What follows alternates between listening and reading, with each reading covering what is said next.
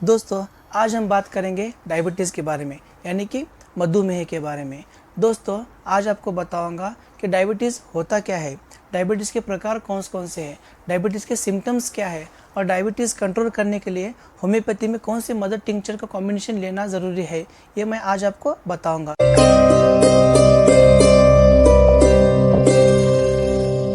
तो नमस्कार दोस्तों, मेरा नाम है doctor Javed Khan Pathan. As a homeopathic physician मेरे यूट्यूब चैनल में आपका बहुत बहुत स्वागत है। दोस्तों, आज के भागदौड़ भरी ज़िंदगी में हमारे शरीर को सबसे ज़्यादा खतरा है, वो है डायबिटीज़ यानी कि मधुमेह। दोस्तों, मधुमेह डायबिटीज़ को स्लो पॉइजन भी कहा जाता है, यानी कि धीमी मौत, क्योंकि जिन लोगों को डायबिटीज़ डेवलप होता है उन लोगों में ये धीरे धीरे फैलने लगता है। धीरे धीरे फैलते फैलते ये ऑर्गन तक पहुंच जाता है और ऑर्गन को धीरे धीरे डैमेज करने लगता है और ऑर्गन के अंदर जो मौजूद सेल्स है उसे भी धीरे धीरे डैमेज करने लगता है।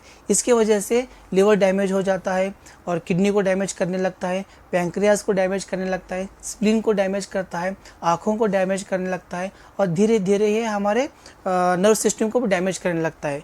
इसलिए दोस्तों, डायबिटीज़ को रोकना बहुत ही ज़रूरी है, डायबिटीज़ को मेंटेन रखना बहुत ही ज़रूरी है और डायबिटीज़ को मेंटेन रखने के लिए इसका प्रॉपर डोज भी लेना बहुत ज़रूरी है। ये ट्रीटमेंट लेना बहुत ही इंपॉर्टेंट है। दोस्तों, दुनिया में जितने भी लोग हार्ट अटैक से मर रहे हैं उनमें से मैक्सिमम केसेस डायबिटीज़ के होते हैं, क्योंकि डायबिटीज़ की वजह से आर्टरी में एक तरह का टेंशन पैदा हो जाता है। मतलब उसके वजह से हार्ट अटैक होने के चांसेस बहुत ज़्यादा बढ़ जाते हैं। तो दोस्तों, इसे रोकना बहुत ही ज़रूरी है। तो दोस्तों, आखिर डायबिटीज़ है क्या? हमारे बॉडी के अंदर दोस्तों पैंक्रियाज नाम का ऑर्गन है। उस ऑर्गन के अंदर इंसुलिन नाम का हार्मोन सीक्रेट होता है। वो इंसुलिन हार्मोन हमारे ब्लड में मौजूद ग्लूकोज को मेटाबॉलिज्म करता है, यानी कि ग्लूकोज को डाइजेशन करता है। इसकी वजह से हमको एनर्जी मिलती है।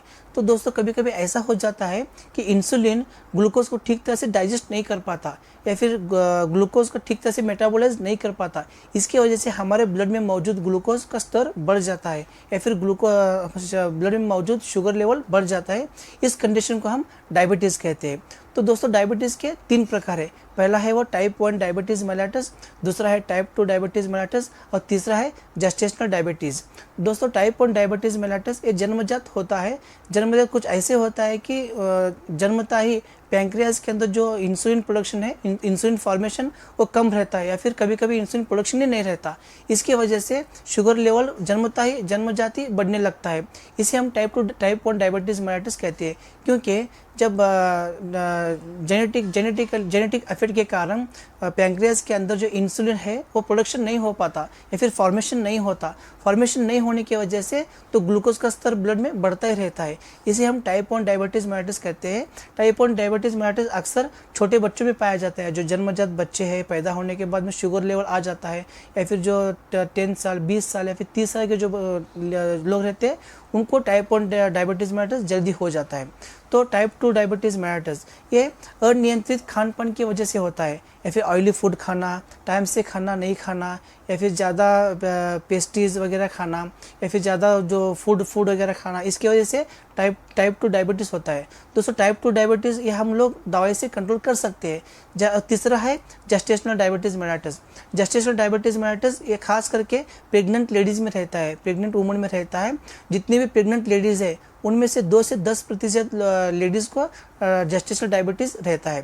दोस्तों, ट्रीटमेंट के बारे में बात करें तो टाइप 1 डायबिटीज़ मेलाइटस का ट्रीटमेंट नहीं है। इसका एलोपैथी के अंदर इसका बहुत अच्छा ट्रीटमेंट है। वो ये ट्रीटमेंट है कि एलोपैथी के अंदर इंसुलिन दे के इसको कंट्रोल रख सकते हैं। पूरी तरह से कम नहीं कर सकते, लेकिन इंसुलिन दे के इसको कंट्रोल में रख सकते हैं। टाइप 2 डायबिटीज़ मेलाइटस होम्योपैथी से पूरी तरह से जड़ से ख़त्म कर सकते हैं, क्योंकि ये टाइप 2 डायबिटीज़ मेलाइटस अनियंत्रित खान पान की वजह से होता है। जो हम खाना खाते हैं या फिर जो ऑयली फूड खाते हैं उसके वजह से जो हमारा जो इंसुलिन है वो ठीक तरह से ग्लूकोज को मेटाबोलाइज नहीं कर सकता। तो हम लोग होम्योपैथी का दवा देके या फिर आयुर्वेदिक का ट्रीटमेंट देके या फिर घरेलू नुस्खे ट्रीटमेंट देके उस इंसुलिन को एक ताकत दे सकते हैं कि ग्लूकोज को डाइजेस्ट करने की ताकत दे सकते हैं। इसकी वजह से ग्लूकोज डाइजेस्ट ठीक तरह से मेटाबोलाइज हो जाएगा और इसकी वजह से हमारे ब्लड में जो शुगर लेवल है वो धीरे धीरे नीचे आ जाएगा। दोस्तों, जेस्टेशनल डायबिटीज़ में ट्रीटमेंट की ज़रूरत नहीं है। प्रेग्नेंट लेडीज़ के अंदर ट्रीटमेंट देने की वजह से देने की वजह से कम भी होता है और आफ्टर डिलीवरी पूरी तरह से निकल जाएगा, तो इसलिए कोई डेंजर बात नहीं है। तो आइए दोस्तों अभी बात करते हैं सिम्टम्स के बारे में। दोस्तों जिसे डायबिटिक है वो पेशेंट को बार बार पेशाब जाना महसूस होता है, बार बार पेशाब होना या फिर ड्राइनेस ऑफ द माउथ, बार बार प्यास लगना, जितना भी पानी पिया और पानी पीना ऐसा महसूस होना, और भूख बार बार लगना, बार बार खाना खाने के बावजूद भी इमेसिएशन मतलब आंग ना पकड़ना या फिर मोटापा ज़्यादा नहीं होना, बार बार पेशाब जाके वीकनेस महसूस होना, इरिटेबिलिटी महसूस होना, या फिर इसके अलावा बाल झड़ना, या फिर स्किन का जननांगों में स्किन का सिम्टम्स पैदा होना, स्किन में इचिंग होना, या फिर बर्निंग मिक्सचरेशन होना, या फिर बहुत ज़्यादा पेट में जलन होना, पैरों में जलन होना, वीकनेस आना, चिड़चिड़ापन आना, ये इसके सिम्टम्स है। तो आइए दोस्तों अभी बात करते हैं होम्योपैथिक ट्रीटमेंट के बारे में। दोस्तों डायबिटीज़ मेलिटस कंट्रोल करने के लिए सबसे मेन इंपॉर्टेंट जो मेडिसिन है हाई लेवल में वो है साइजेजियम जामोलिनम। साइजेजियम जामोलिनम होम्योपैथी में बहुत इंपॉर्टेंट रेमेडी है और होम्योपैथी के लिए बहुत कारगर रेमेडी है, इसलिए साइजेजियम जामोलिनम ये बहुत ही ऊपर मतलब रैंक करती है रेमेडी। दोस्तों साइजेजियम जामोलिनम में सेम एज ए डायबिटिक के सिम्टम्स रहते हैं, जैसे कि बार बार पेशाब होना, बार बार पेशाब होने के बाद वीकनेस आना, बार बार प्यास लगना, पानी पीने के बावजूद भी सेटिस्फेक्शन नहीं होना, पैरों में जलन होना, या फिर भूख लगना, खाना खाने के बावजूद भी और भूख लगना, ये सिम्टम्स साइजेजियम में रहते हैं। दूसरी रेमेडी है दोस्तों वो है सेफेलेंड्रा इंडिका। सेफेलेंड्रा इंडिका में पेशाब बार बार होता है, पेशाब जाके आने पर वीकनेस महसूस होता है, आंखों में जलन होती है, आंखों में धुंधलापन महसूस होता है और इरिटेबिलिटी रहती है, पेशेंट को बहुत गुस्सा करता है। यह है इसके सेफेलेंड्रा इंडिका के सिम्टम्स। तीसरी रेमेडी है वो एब्रोमा अंगोस्टा। एब्रोमा में से दोस्तों बार बार पेशाब होना, यही सिम्टम्स रहते हैं उसके अंदर, पेशाब में जलन रहती है, पैरों में जलन रहती है और बार बार खाना खाने के बावजूद भी एकदम वीकनेस महसूस होता है। ये सेफेलेंड्रा इंडिका के सिम्टम्स है। चौथी रेमेडी और लास्ट रेमेडी है वो है जिम्नेमा। जिम्नेमा रेमेडी बहुत ही इंपॉर्टेंट रेमेडी है डायबिटीज़ के लिए। जिम्नेमा में बर्निंग मिक्सचरेशन रहता है और पॉलीयूरिया रहता है, बार बार पेशाब जाना, 15 मिनट में 15 पेशाब जाना, रात में ज़्यादा पेशाब कर करके वीकनेस महसूस होना, पेशाब जाके ड्राइनेस ऑफ द माउथ होना, बार बार पानी पीने के बावजूद भी प्यास न मिटना, ये जिम्नेमा के मदर टिंचर के लक्षण है।